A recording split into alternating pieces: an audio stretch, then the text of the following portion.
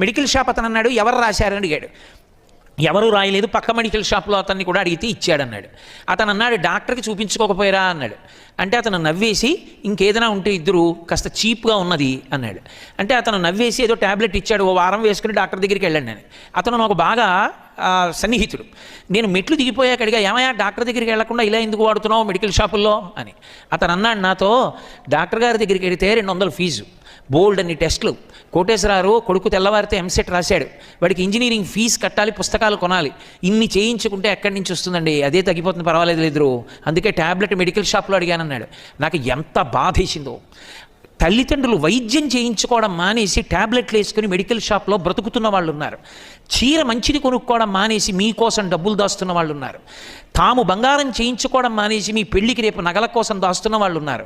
అటువంటి అమ్మని నాన్నని మోసం చేయడం, అమ్మా నాన్న చెప్పినట్టు బ్రతకకపోవడం